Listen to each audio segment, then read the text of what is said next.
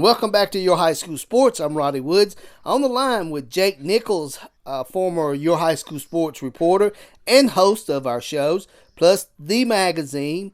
He is now the sports director of 101.5 The One and WDKN, and he's a contributor to VR2 Sports Illustrated. Jake, welcome back to Your High School Sports. Man, it's good to be back. How you doing? I'm doing good. Are you hanging in here with this COVID-19? Yes, sir. Trying to. I told you before it's not even as much COVID for me now because I'm still having to go into work because it is just the hot weather down here, man. It's weird getting back used to being in Middle and West Tennessee again with the heat versus being up in the mountains. So it's different for sure. It sure is. Being sports director now of one of the one in Nashville. Talk about your new position down there. Yeah, so it's a lot of fun so far. Definitely very busy. So I'm about 30 minutes west of Nashville, between there and Dixon, and so with that,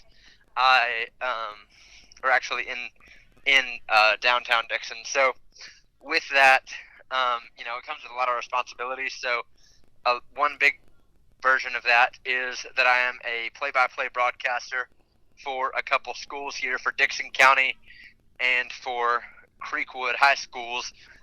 So depending on, the week, most of the time I'll do Creekwood, but then a couple times Dixon County. But other than that, I do a daily sports cast. So giving people an update on what's going on in sports, which obviously has not been a lot lately. No, sir. But with stuff starting to pick back up again, I told you before, I've kind of been running around like a chicken with its head cut off, trying to get to all these workouts and practices and stuff with everybody kind of getting back in the swing of things a little bit. But it's been very interesting to watch. So that and just sports coverage, then a little bit of advertising as well, and then putting together advertisements. I actually really enjoy that. It allows me to kind of tap into that creative side, putting together music and stuff like that. So that's fun. But yeah, that is pretty much it. But that and then some production stuff as well. Just a couple little, tech things, uploading podcasts and stuff like that around the office. So it's a lot, but it's fun. All right, sounds like you got your hands full. Let's talk football, high school football. We know that the TSSAA has not made a firm commitment on if and when football may start. You said you talked to the director by text. What is he saying? Yeah, so the director, Mr. Bernard Childress, really nice guy.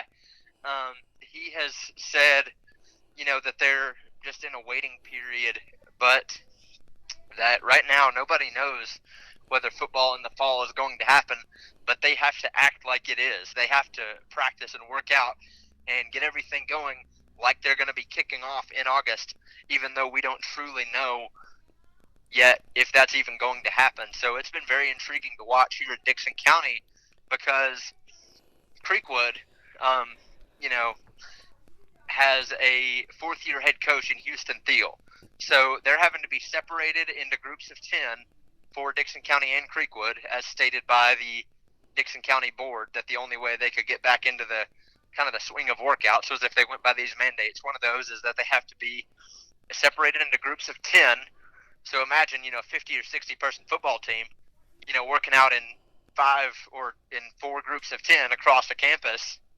It's a lot different, and the coaches are having to rotate and, go between each individual group, especially the head coach, just to be able to let each group hear his voice. So for Houston Thiel at Creekwood, that's a struggle, but it also helps that he has experience there. He knows his guys. He knows who he's got at quarterback, senior Elijah Donaldson. He knows who he has at running back, a wide receiver across the board. He knows his roster, and that is invaluable right now because he's not able to talk to them every day. He has to rotate between different groups and doesn't always have time to get to everyone. By contrast, Dixon County has a new head coach in Greg Burns. He was hired in February, did not even meet his team because of the virus until last Monday. Didn't get to talk to any of them face-to-face, didn't get to actually converse with them and just be able to get to know them. So that's one thing he's really trying to do so far, and has a lot on his plate as far as, trying to install the spread system that he likes, the 4-4 defense that he told me today he's going to be running, but also just trying to get to know and develop relationships with his new players and trying to instill trust between them and let them know that he's there to help guide them back to a season of success, because 1-9 last year was Dickson County's record, and he's told them already 1-9 is not good enough, that the standard there for the Cougars is perfection, and that they may not get there, but that he wants them to have that standard and wants them to push for excellence, because that's the only way they're going to improve. So that struggle for him has been very, very big, because he can't even let all of his players hear his voice every day right now because of the virus. So it's been very different for sure. That has to be a toll on every team across the state. I talked to Coach Matthews from Catholic, and he was talking about the same thing. Lot of players, a lot of teams just can't get together. They didn't have spring practice. A lot of that has hurt the teams, but like we both said, they've got to get ready. If they kick off in August, if you don't do some workouts now and try to get ready, try to do some conditioning, you will not be ready for that kickoff in August. No, you won't, and that's the hard thing, is because, like I said, talking to Coach Steele and Coach Burns and a couple others, they have to act like they are going to have football. They have to work out like that, and they have to train like that, even though when it comes down to it, nobody even knows. But it's like running a race and not knowing if there's going to be a finish line. So it's very different for sure. I know how it is, Jake. I know we're all anxious for football. I know you are. And us here at your high school sports, I've been talking to coaches all over the Southeast. Talked to a coach down in Coach Carl White at Lake Placid High School, and he did something a little bit different. He did virtual practices with his players. They had to check in with him every day when they did the Zoom practices, and I'm like, okay, that sounds pretty good, but, having hands-on, that's what a coach really needs. And this time right now, and I know during football season, this is the time that you have to instill your philosophy, your program into these young kids. Yeah, and that's essential for Burns too, and something that he's having to try to do, like I said, while he's even teaching them the mechanics of his offense and how he wants it to work. He's also just having to go over team philosophies and, the pillars of what their program is going to be about. So for Dickson County football right now, it's definitely very different. Well, Jake, I know you're going to be with us all year long here at your high school sports, if and when, and we hope football will happen. Talk about some other schools. Will you be covering the Nashville area? So kind of tapping into, the entire Middle Tennessee area, really just to try to gauge some of the opponents for the Cougars, but then also for Creekwood and then just several other schools, just to be able to gauge who they're going to be playing, the potential for playoffs, but then also just to be aware of what's going on and to stay informed whenever it comes time for playoffs, should we get to that point.